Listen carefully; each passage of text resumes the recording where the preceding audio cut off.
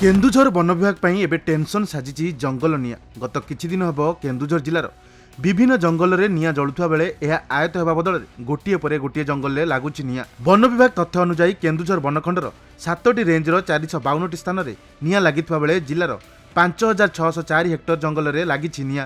निया को आयत करिया पई 247टी फायर ब्लोयर, 160टी फायर स्क्वाड एवं 12टी फायर वेहिकल निया लिभा कार्य रे नियोजित अछंती। घटगाँ वनांचल और तेलकोई वनांचल में प्रतिदिन जंगल में निया लगिबा देखा मिली। जंगल जीवजंतु जीवन प्रति विपद रही बेले बहु मूल्यवान गछलता जली पाउंस हो गलानी। महुल गोटाली माने मुख्यतः जंगल में निया लगेबार मुख्य कारण साजिथिबा बेले वन विभाग सबु जानी चुप बसिबा जंगल पई विपद सृष्टि करुची। जंगल सुरक्षा पई वन विभाग मध्य विभिन्न माध्यम सचेतनता कार्यक्रम करुची।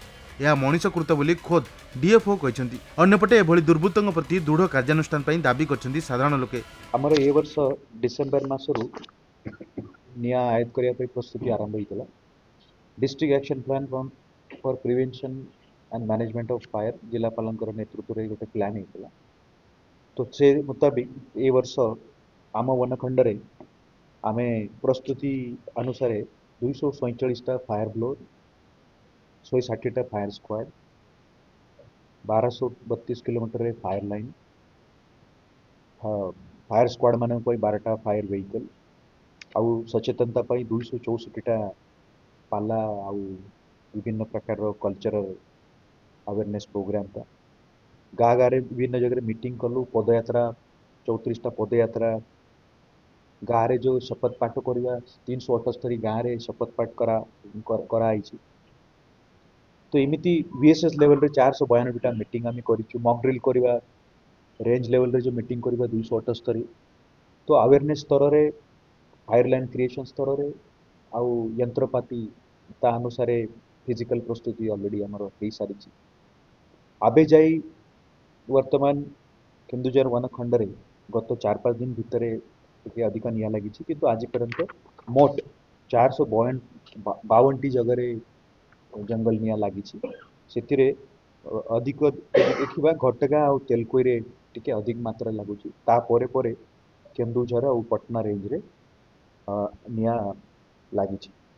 तो तार प्रमुख कारण है वर्तमान जो धान बिल रे या पनीपरिया बिल रे जो भांकाई जाइए तो बिल गुड़ारे जो निया लगाती प्राय से निया जंगल को उठी जाए।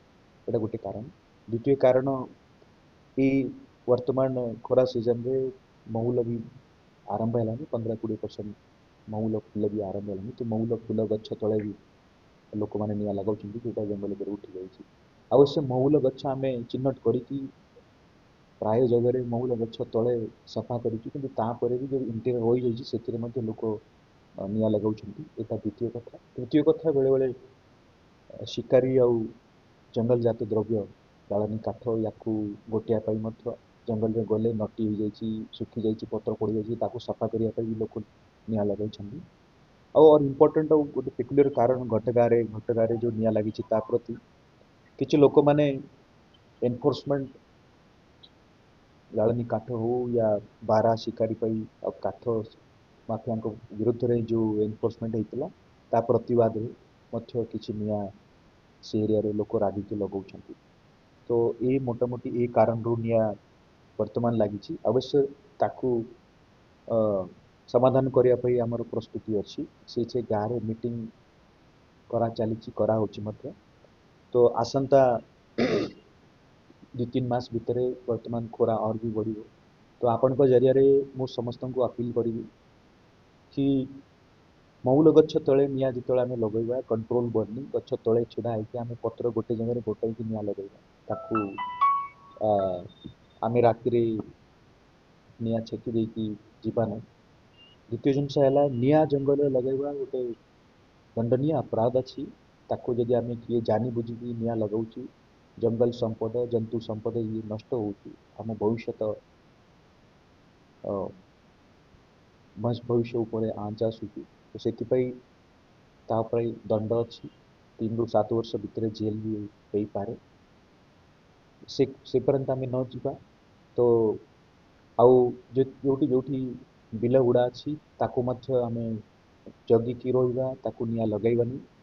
आउ जो मैंने जंगल को जाऊँच जाळनी आनिया पई ये जंगल जातर द्रव्य गाई गुर छेली चरिया पई जो मैंने भी जाऊँच तांको मध्य मोर अनुरोध कि आपण माने जंगल भितरे निया लगातुनी निश्चित आपनकर अधिकार अछि जंगल उपरे जो आपनकर निर्भरता अछि जो जंगल जातर द्रव्य गोटेबे जीवन जीवित चलिबे सेटा निश्चित आमे करिबा हमर अधिकार अछि किंतु से अधिकार निरंतर चिरकाल आमे केमती व्यवहार करि परिबे जदि जंगल बंचिबे जंगल रे निया वर्तमान ये खरा दिनटा ही लगी थाए कहीं जंगल रे जो पत्र झड़िकी पड़ी थाए यही समय रे महुल जंगल रे लोक गोटेक आणती यही समयटा बहुत सचेतन हेबा कथा आमे समस्ते ग्रामवासी सहरवासी ठू आरंभ करी ओडिशावासी यही समय रे जंगल जलीगले छोट छोट गछ नष्ट हो ता सहित जंगल रे थिबा जीवजंतु मध्य नष्ट हो आज गोटे छोटिया जदि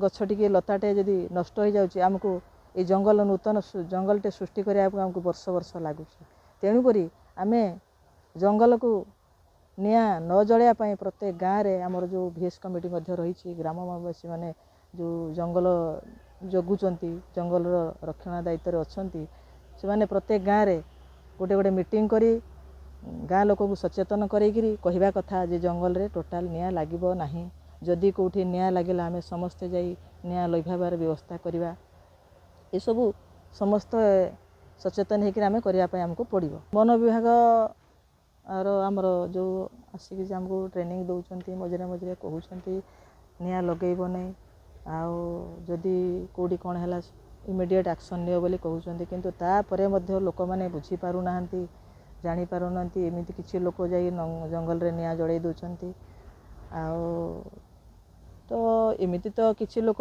एमिति करिवे मध्य तेणुकरी आमे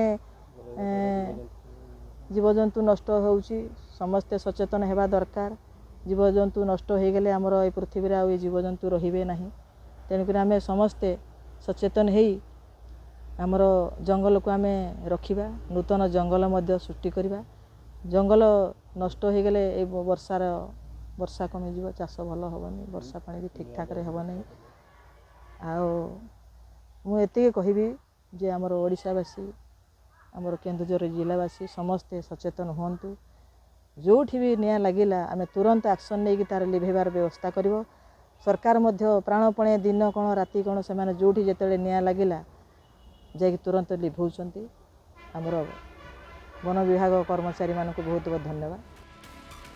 केन्दुझरु मनोज घिसिंग रिपोर्ट खबर ओडिशा।